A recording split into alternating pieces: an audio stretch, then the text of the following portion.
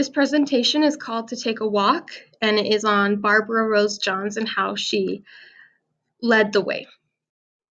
So Barbara Rose Johns, as you can see here, was born on March 6th in 1935, and she passed away September 25th in 1991.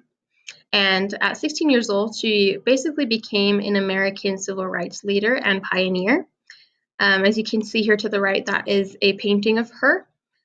And Barbara was actually the niece of Vernon Johns, who was one of the fathers of the civil rights movement, if you will. And Vernon Johns was basically an American minister at several Black churches in the South, and he was pretty much a pioneer in the civil rights movement. He is best known as the pastor from 1947 to 1952 of the Dexter Avenue Baptist Church in Montgomery, Alabama, because he was basically the predecessor for Martin Luther King Jr., who later was a pastor at that same church. So Barbara also attended Robert R. Mouton High School in Farmville, Virginia, and after that she attended Spelman College and Drexel University.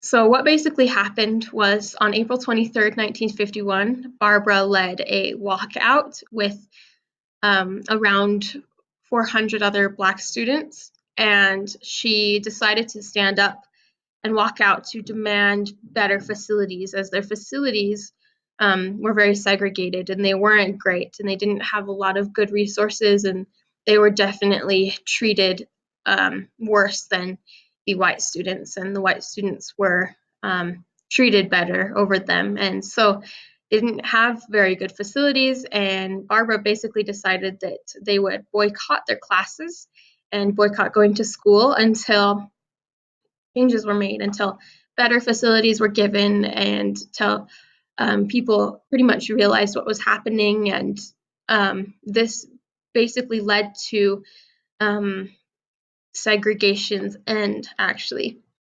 Because the effect was that at only 16 years old, Barbara would later be a less well-known historical figure, as today not many people know about this event in history. They might, but it seems like it's one of the lesser-known events.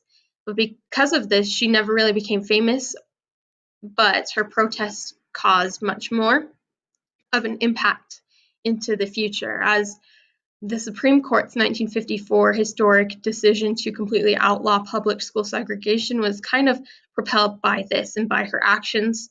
And so her actions caused the Supreme Court to realize what segregation was doing and to realize how bad it was. And it basically led to, in 1954, the end of segregation.